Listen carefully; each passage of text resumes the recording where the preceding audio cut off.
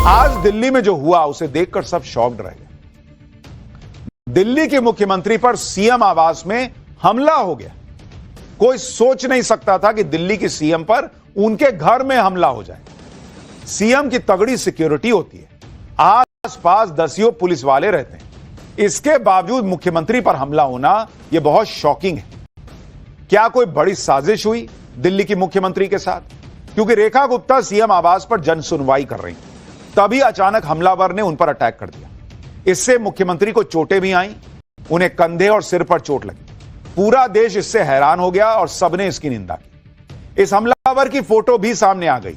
यह कौन है, कहां से आया, यह सब भी पता चल गया। लेकिन इसने सीएम पर अटैक क्यों किया? हमलावर का केजरीवाल की आम आदमी पार्टी का से कोई कनेक्शन है क्या? किसने कनेक्शन जोड़ दिया और उसके कनेक्शन का सच क्या निकला, आज आपको यह भी बताऊंगा। सीएम रेखा गुप्ता इस हमले के बाद कैसे सदमे में आ गई थी, उस वक्त एग्जैक्टली उस 80 सेकंड में क्या हुआ था, सारी डिटेल बताऊं, सीसीटीवी में क्या दिखा वो दिखाऊं। उससे पहले जो हुआ उसकी एक झलक देखिए।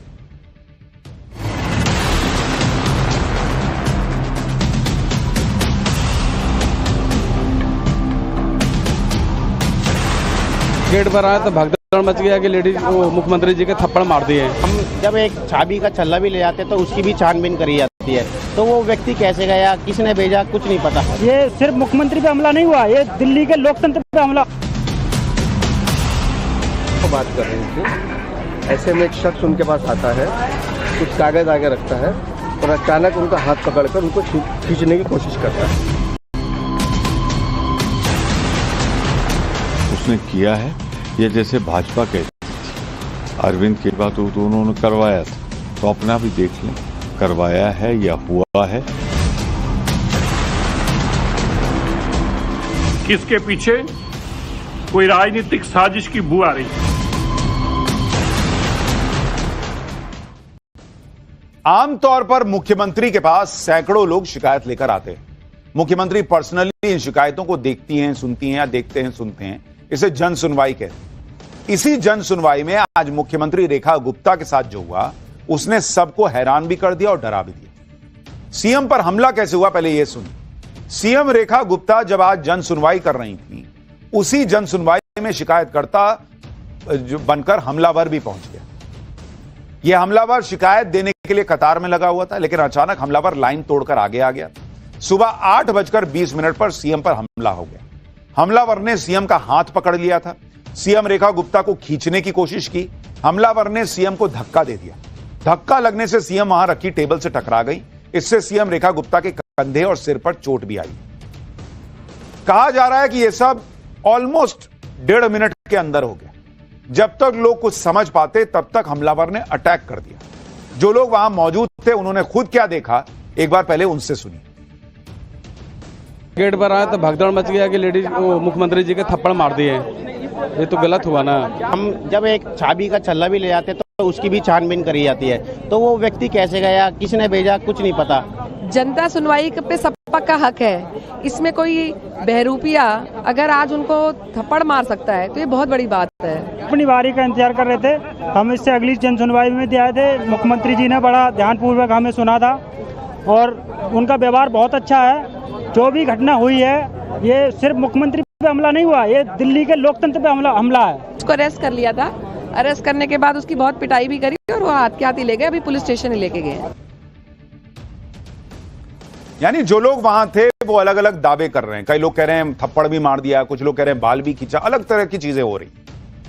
सीएम पर जो अटैक किया गया था वो व्यक्ति यही है, वो व्यक्ति उसी वक्त पकड़ा गया।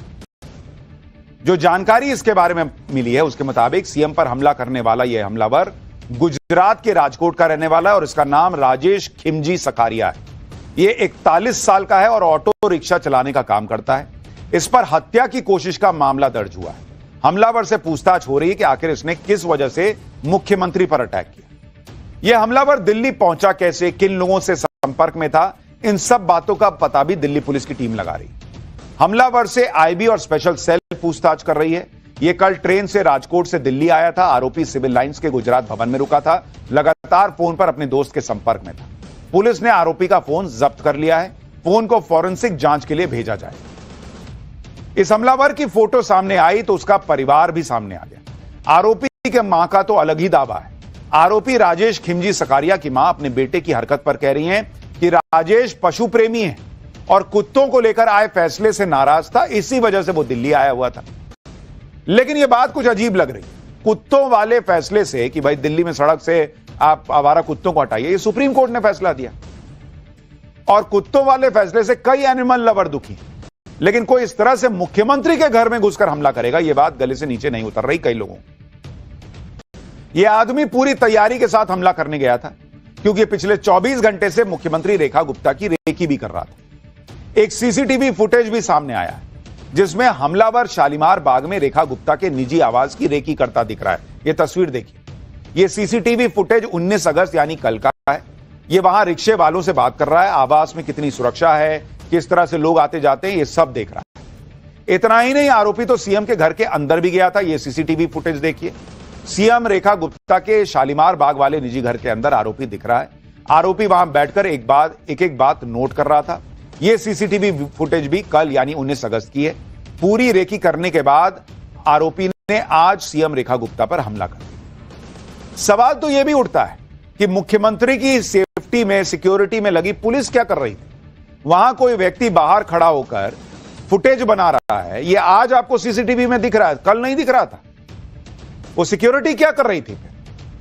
सीएम रेखा गुप्ता पर हुए हमले को लेकर सीएम आवास ने भी बयान जारी किया, जिसमें कहा गया कि मुख्यमंत्री रेखा गुप्ता पर हुआ हमला एक सुनियोजित साजिश का हिस्सा है। आवास से मिले सीसीटीवी फुटेज से साफ है कि हमलावर ने 24 घंटे पहले हमले की तैयारी शुरू कर दी। हमलावर ने मुख्यमंत्री आवास की रेकी की, वहां का वीडियो बनाया और साजिशन हमला करने का प्रयास किया। सीएम पर अटैक करने वाले हमलावर राजेश को लेकर यह भी पता चला कि वो पहले से हिस्ट्री शीटर है। उस पर पहले से कई आपराधिक मुकदमे चल रहे हैं। आरोपी राजेश पर पहले से 5 केस दर्ज हैं, 3 केस शराब तस्करी के और 2 केस मारपीट के। आरोपी राजेश 3 मामलों में बरी हो चुका है, 2 केस में उसके खिलाफ सुनवाई जारी है। इस हमलावर की मंशा क्या थी, इसकी जांच अभी पुलिस कर रही है। बीजेपी भी शॉक्ड है। दिल्ली की मुख्यमंत्री पर इस तरह से हमला हो जाना, इसके पीछे बीजेपी कोई ना कोई साजिश जो है वो कह रही है कि हो सकती है। रेखा गुप्ता पर हमले के बाद बीजेपी के नेता सीएम से मिलने गए और उन्होंने क्या कहा वो भी आपको दिखाता हूं। बात कर रही थी, ऐसे में एक शख्स उनके पास आता है, कुछ कागज आगे रखता है और अचानक उनका हाथ पकड़कर उनको खींचने की कोशिश करता है। और उस दौरान थोड़ी सी धक्का मुक्की जो होती है तो कुछ सर उनका शायद हल्का सा लगा है किसी कोने पे, कि कोई मंशा अगर होगी तो पुलिस की जांच में सामने आएगा। लेकिन एक बात तो ये है कि राजनीति में इस तरह की घटनाओं का होना निंदनीय है। रेखा गुप्ता भी इस हमले से सदमे में, क्योंकि सीएम के घर में घुसकर इस तरह से हमला कर देना यह आज तक नहीं हुआ होगा।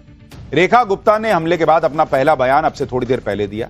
उन्होंने कहा कि आज जन सुनवाई के दौरान हुआ हमला केवल मेरे ऊपर नहीं बल्कि दिल्ली की सेवा और जनता की भलाई के हमारे संकल्प पर किया गया एक कायराना प्रयास है। हमले के बाद सदमे में थी, लेकिन अब बेहतर महसूस कर रही हूं। अपने सभी शुभचिंतकों से निवेदन है कि मुझसे मिलने के लिए परेशान ना हो। बहुत जल्दी ही आपके बीच काम करती हुई दिखाई दूंगी। ऐसे हमले मेरे हौसले और जनता की सेवा के संकल्प को कभी तोड़ नहीं सकते। अब मैं पहले से कहीं अधिक ऊर्जा और समर्पण के साथ आपके बीच रहूं। जन सुनवाई और जनता की समस्याओं का समाधान पहले की तरह ही गंभीरता और प्रतिबद्धता के साथ जारी रहेगा। आपका विश्वास और समर्थन ही मेरी सबसे बड़ी ताकत है। दिल्ली की मुख्यमंत्री रेखा गुप्ता पर हमला करने वाले का बैकग्राउंड, उसके कनेक्शन सब चेक किए जा रहे हैं। इसी बीच बीजेपी ने बड़ा आरोप लगा दिया। दिल्ली बीजेपी के नेता हरीश खुराना ने आरोप लगाया कि आरोपी राजेश खिमजी सकारिया का आम आदमी पार्टी के गुजरात के नेता गोपाल इटालिया से कनेक्शन है। इसके लिए हरीश खुराना ने एक फोटो भी दिखा दी, ट्वीट कर दी और उन्होंने कहा कि जिसका शक था वही हुआ। अरविंद केजरीवाल के खास गोपाल इटालिया के साथ यह फोटो बहुत कुछ कह रही है। बीजेपी को शक है कि सीएम पर हमले में राजनीतिक साजिश है। दिल्ली सरकार में मंत्री मनजिंदर सिंह सिरसा क्या कह रहे हैं वो सुनिए, फिर इस फोटो का सच भी आपको बताता हूं। मुख्यमंत्री जी दिल्ली की रात दिन चिंता करती हैं और यही विरोधियों की साजिशें हैं। उनसे यह बर्दाश्त नहीं होता कि एक मुख्यमंत्री कितने घंटे पब्लिक के बीच में रहता है, जनता को आमतौर पर मिलते हैं, अपने निवास स्थान पर जिसका दिल करता हो आके मिल सकता है। यही कारण है कि इसके पीछे कोई राजनीतिक साजिश की बू आ रही है। बीजेपी बार बार राजनीतिक साजिश की बू की बात कर रही है। बीजेपी दावा कर रही है कि रेखा गुप्ता पर हमले के आरोपी का आप नेता गोपाल इटालिया के साथ कनेक्शन है। हालांकि बीजेपी के इस दावे को गोपाल इटालिया ने खुद खारिज कर दिया। गोपाल इटालिया का दावा है कि आरोपी हमलावर के साथ उनकी जो फोटो दिखाई जा रही है वो एआई जनरेटेड फोटो, उनके किसी वीडियो का स्क्रीनशॉट लेकर उसमें एआई के जरिए हमलावर की फोटो लगा दी गई। यानी जो फोटो दिखाई गई उसको गोपाल इटालिया दावा कर रहे हैं कि वो फोटो उनकी है ही नहीं आरोपी के साथ और वो एआई जनरेटेड।